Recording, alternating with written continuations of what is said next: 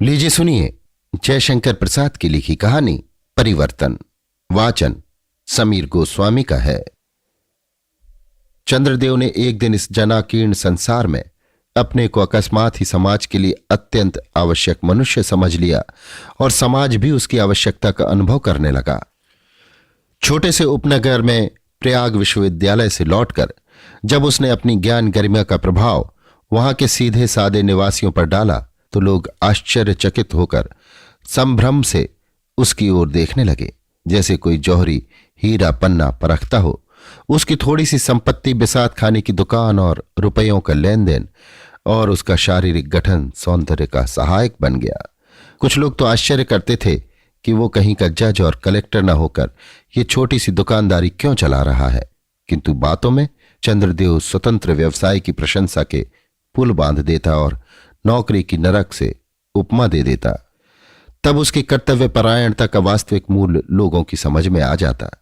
ये तो हुई बाहर की बात। भीतर अपने अंतःकरण में चंद्रदेव इस बात को अच्छी तरह तौल चुका था कि जज कलेक्टर तो क्या, वो कहीं किरानी होने की भी क्षमता नहीं रखता था। तब थोड़ा सा विनय और त्याग का यश लेते हुए संसार के सहज लब्ध सुख को वो क्यों छोड़ दे।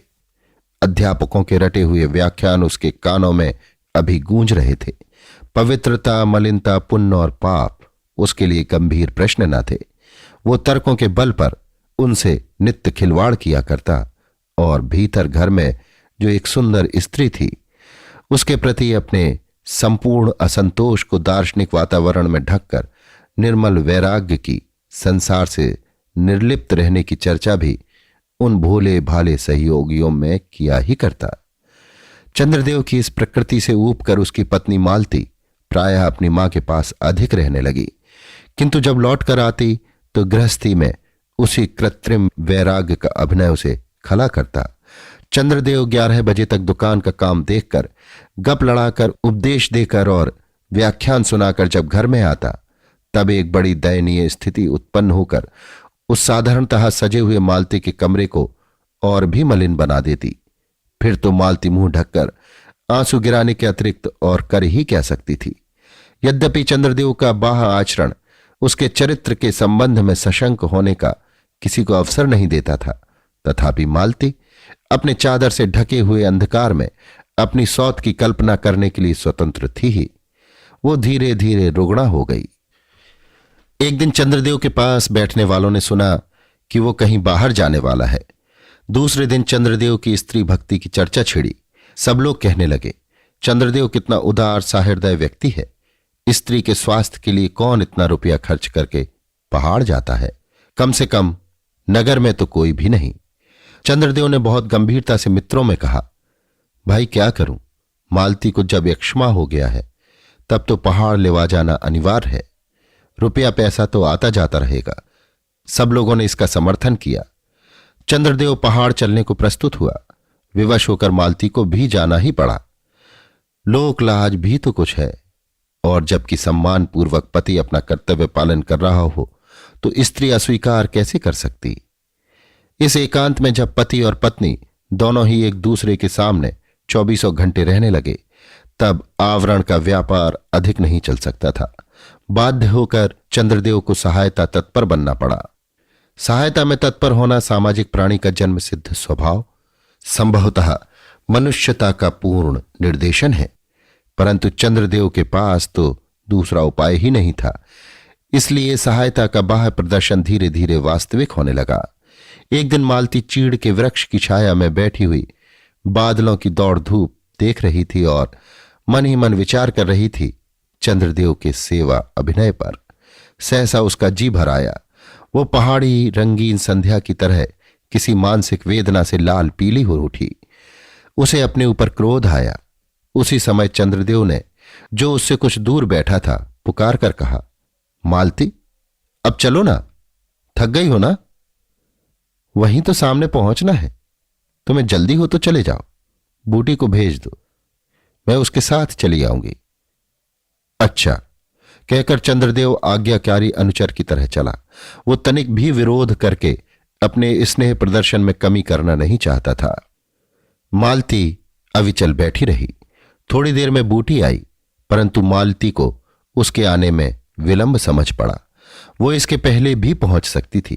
मालती के लिए पहाड़ी युवती बूटी परिचारिका के रूप में रख ली गई थी।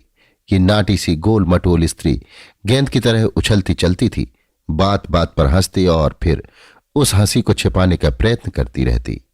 बूटी ने कहा, चलिए अब तो किरणें डूब रही हैं और मुझे भी काम निपटाकर छुट्टी पर जाना है। छुट्टी? आश्चर्य से झल्लाकर मालती ने कहा, हां, अब मैं काम न करूंगी। क्यों? तुझे क्या हो गया बूटी? मेरा ब्याह इसी महीने में हो जाएगा। कहते हुए उस स्वतंत्र युवती ने हंस दिया। वन की हरणी अपने आप जाल में फंसने क्यों जा रही है? मालती को आश्चर्य हुआ। उसने चलते चलते पूछा, भला तुझे दूल्हा कहां मिल गया? ओहो, तब आप लोग क्या जाने कि हम लोगों के ब्याह की बात पक्की हुए 8 बरस हो गए। नीलाधर चला गया था लखनऊ कमाने, और मैंने भी हर साल यही नौकरी करके कुछ ना कुछ यही 500 रुपए बचा लिए हैं। अब वो भी 1000 और गहने लेकर परसों पहुंच जाएगा। फिर हम लोग ऊंचे पहाड़ पर अपने गांव में चले जाएंगे। वहीं हम लोगों का घर बसेगा, खेती कर लूंगी। बाल बच्चों के लिए भी तो कुछ चाहिए। फिर चाहिए बुढ़ापे के लिए, जो इन पहाड़ों में कष्टपूर्ण जीवन यात्रा के लिए अत्यंत आवश्यक है। वो प्रसन्नता से बातें करती उछलती हुई चली जा रही थी और मालती हांफने लगी थी। मालती ने कहा, तो क्यों दौड़ी जा रही है?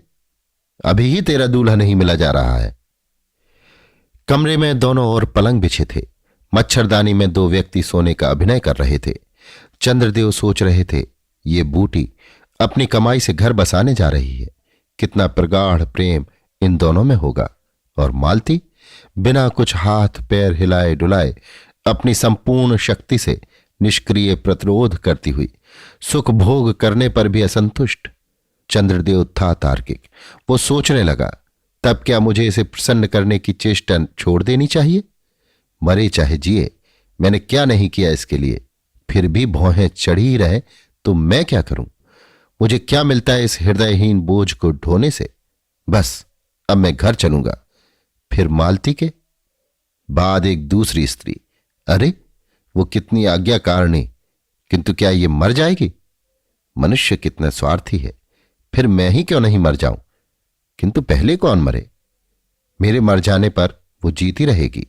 इसके लिए लोग कितने ही तरह के कलंक, कितनी बुराई की बात सोचेंगे। और यही जाने क्या कर बैठे। तब इसे तो लज्जित होना ही पड़ेगा। मुझे भी स्वर्ग में कितना अपमान भोगना पड़ेगा। मालती के मरने के बाद लोकापवाद से मुक्त मैं दूसरा ब्याह करूंगा, और पतिव्रता मालती स्वर्ग में भी मेरी शुभकामना करेगी। तो फिर यही ठीक रहा। मान की रक्षा के लिए लोग कितने बड़े बड़े बलिदान कर चुके हैं। क्या मैं उनका अनुकरण नहीं कर सकता? मालती सम्मान की वेदी पर बलि चढ़े, वही पहले मरे, फिर देखा जाएगा।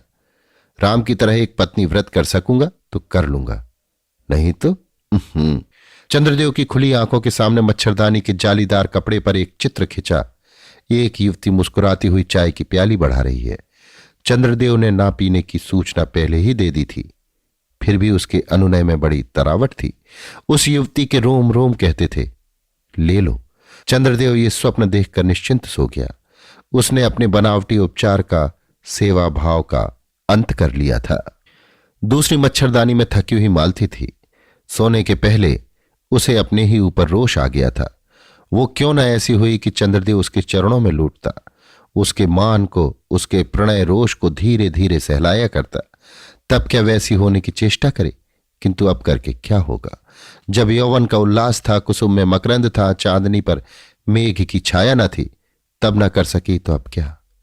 बूटी साधारण मजूरी करके स्वस्थ, सुंदर, आकर्षण और आदर की पात्र बन सकती है।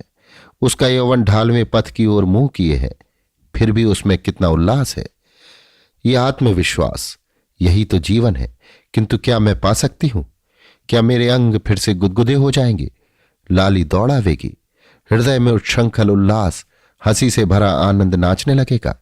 उसने एक बार अपने दुर्बल हाथों को उठाकर देखा कि चूड़ियां कलाई से बहुत नीचे खिसक आई थी। सहसा उसे स्मरण हुआ कि वो बूटी से अभी 2 बरस छोटी है। 2 बरस में वो स्वस्थ, सुंदर, हष्ट पुष्ट और हंसमुख हो सकती है, होकर रहेगी। वो मरेगी नहीं, ना कभी नहीं। चंद्रदेव को दूसरे का न होने देगी। विचार करते करते फिर सो गई।